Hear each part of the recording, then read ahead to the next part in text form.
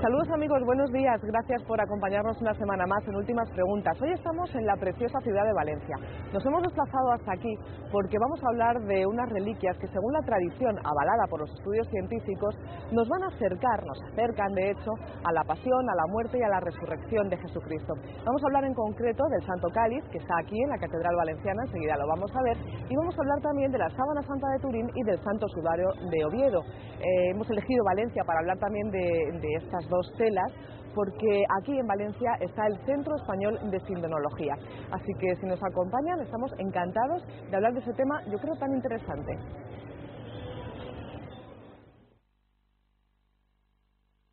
Estamos con don Jaime Sancho, que es canónigo celador del Santo Cáliz en la Catedral de Valencia. Don Jaime, buenos días y gracias por acogernos en su casa, en la Catedral. Muchísimas gracias. El Santo Cáliz es una reliquia, yo decía al presentar el programa hace unos instantes, que tanto la tradición como las investigaciones, los estudios científicos, bueno, pues dan bastantes datos de que puede ser el que utilizó Jesucristo en la última cena, ¿no? En la cena de Pascua. Efectivamente, el Santo Cáliz es un símbolo, siempre se ha hablado de él, pero desde la Edad Media, como un símbolo también religioso y cultural, y ha habido muchos candidatos, pero la arqueología y la historia, pero sobre todo la arqueología, ha ido descartando todos los otros, de tal manera que hoy en día, si se habla del Santo Cáliz, de cómo pudo ser o cuál puede ser, tenemos que centrarnos en el Cáliz de Valencia. ¿Y por qué? ¿Cómo ha sido podríamos decir, no sé si es la expresión más correcta, el descarte de los demás? Pues porque se ha podido comprobar que son de época posterior a Jesucristo, como el Cáliz de Antioquía del Metropolitan Museum, pues del siglo IV, del siglo VI, una obra ya de tipo paleocristiano, o los Santos Catinos, el llamado de Esmeralda, que en realidad es pasta de vidrio, o el de Alabastro de Génova, pues son cosas, arte romano, incluso arte islámico. Mientras que el Cáliz de Valencia, desde la investigación de 1960, del profesor Beltrán, y después ha ido insistiendo sobre ello, se ha podido distinguir lo que es la copa, la taza, que es diferente al resto, al adorno que se le puso, y se ha podido datar en los siglos XIII y XIV, en San Juan de la Peña. Y esa taza, arqueológicamente, es un punto que nadie ha puesto en duda desde entonces, es anterior a Jesucristo, es de origen sirio, Palestina, Oriente Medio, fabricado quizá en Egipto, en Alejandría o en la región de Damasco, pero siempre en esa zona, y por supuesto esa producción cesó en el año 50 completamente de la era cristiana. Ya en el tiempo de Cristo prácticamente no se fabricaban esos vasos, habían sustituido por los de vidrio, más baratos, más prácticos, y ya no existen copas alejandrinas como esa. Por consiguiente está muy bien datado. Porque cuando hablamos, para que nos quede bien claro, sobre todo a los espectadores que ahora están viendo esta imagen del Santo Cáliz, cuando hablamos de la reliquia es la parte de arriba, la copa, ¿no? Lo otro es un añadido posterior. Lo que llamaríamos como una taza, sin asas, para cogerla con las dos manos. Tiene en la base un reborde, un pie, que ahora está englobado en el metal que lo engarza, pero que es visible en alguna de sus partes. Y era una copa pequeña, la copa de bendición. Los judíos, todas las familias judías conservan una copa de bendición, una copa única, identificable, que es una antigüedad. Y esa copa sirve para la cena pascual, que es la única que beben todos. Beben un sorbito, apenas probarla, es pasarla, es una copa ritual.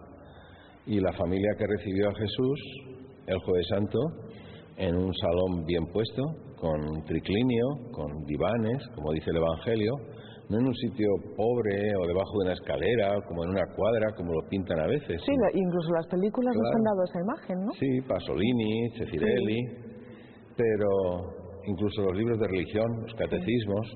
La copa de barro. La copa del carpintero de Indiana Jones, el vaso del carpintero. Pero es que esa copa no es de Jesús, no era de él no tenía nada.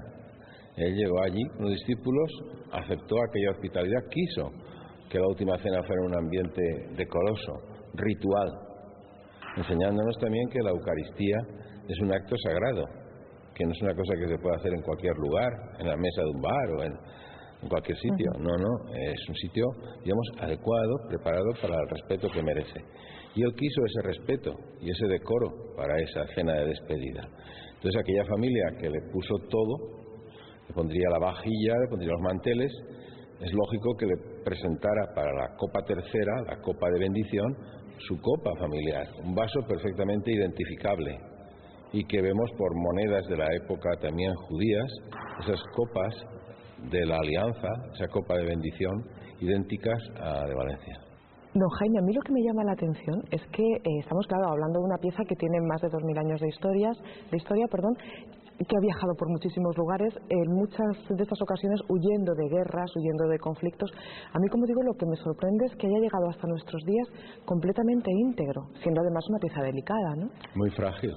Eso indica el cuidado que han tenido por conservarlo, por considerarlo una pieza sagrada, desde el principio, desde el siglo I, porque no tiene un valor material de oro esto. A lo mejor lo hubieran fundido, pues sabemos en épocas que todo nos desprecia todo, pero una pieza tan frágil, tan extremadamente frágil, llegó hasta el siglo XVIII sin ninguna fractura. En el siglo XVIII lo utilizaban para llevar la forma consagrada que se guardaba el Jueves Santo, el Jueves Viernes del monumento. Entonces se desprendió del engarce, cayó al suelo y se rompieron dos esquinas, dos pequeños fragmentos, que se arreglaron entonces y hasta nuestros días ha aguantado pegado perfectamente. Pero es en un lado solo. De manera que en Europa podemos decir que solamente existe un vaso semejante.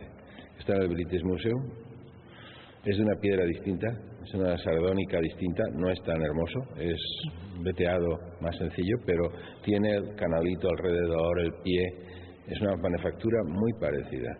Y la etiqueta que en el British Museum pone siglo I, año 50 a.C. ¿Y cuál es, don Jaime, porque hemos hablado sobre todo de la historia, habría muchísimo más que contar, y para ello existen publicaciones, existe la página web, existen centros de estudios como el de Sindonología, que después vamos a conocer dentro de unos minutos, pero desde el punto de vista de la fe, ¿qué nos dice el Santo Cáliz? El Santo Cáliz dice mucho. Habla, por ejemplo, de la verdadera historia de Jesús, que ha sido deformada por tantas formas de quererlo presentar de una manera en la Edad Media, en el Renacimiento, Leonardo da Vinci, y después modernamente el cine. Nos remonta a la auténtica cena de Jesús, como fue realmente, que muchas personas dicen, ese cáliz no responde a la imagen que yo tengo de Jesús. Claro. Bueno, Jesús no tenía nada, pero Jesús era una persona humana, digamos, cortés, que le gustaba las cosas hacerlas bien, y lo mismo estaba durmiendo, como dicen, el Hijo del Hombre no tiene de reposar la cabeza, que para esta despedida, como hemos dicho antes, pues quiere un ambiente decoroso.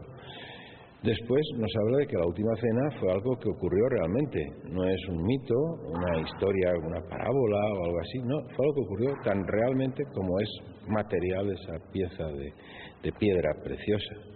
Y después nos habla del valor de la única copa. La copa, como dice San Pablo, el cáliz es uno. En la Eucaristía no hay más que una copa, que es la de Cristo, y es la que está en todos los altares del mundo. En todos los altares del mundo, si se utiliza la plegaria romana primera, el canon romano, se dice tomando este cáliz glorioso. Y un sacerdote en Filipinas o en Alemania coge su cáliz y dice tomando este cáliz, porque es el de Cristo. Lo que quizá no sabe es que esa frase se dijo por primera vez en Roma en el siglo II, cuando se compuso el núcleo de la plegaria eucarística romana, y en Roma, teniendo conciencia de que tenían el cáliz de Cristo, dijeron esa frase única de la plegaria romana, tomando este cáliz glorioso. Ninguna otra plegaria eucarística, oriental ni occidental, tiene ese demostrativo, tomando este cáliz. Bien, eso que es una cosa histórica, un apoyo más para la tradición romana de nuestro cáliz, tiene un gran valor religioso. Cualquier cáliz en cualquier altar del mundo es el cáliz del Señor, porque es Jesús quien ofrece el sacrificio, es Jesús quien celebra la Eucaristía a través del sacerdote, y la sangre de Cristo sacramental que hay en ese cáliz modesto o de una catedral, de donde sea, es la misma sangre que estuvo en el cenáculo en este cáliz. Pues don Jaime Sancho, de verdad ha sido un gusto poder compartir con usted estos minutos y conocer algo que, bueno, pues fue solamente a partir del año de los años 60 cuando se empezó a conocer más y además se exhibió aquí en esta capilla donde nos encontramos de la Catedral de Valencia. Es relativamente reciente que se han empezado a hacer estos estudios y yo le agradezco que nos lo haya contado, don Jaime. Sí, porque es 1916 cuando el cáliz entra en la capilla. Hasta entonces estuvo en el relicario. Y a partir de 1960 es cuando realmente se considera la importancia histórica y arqueológica de nuestro cáliz. Pues muchas gracias.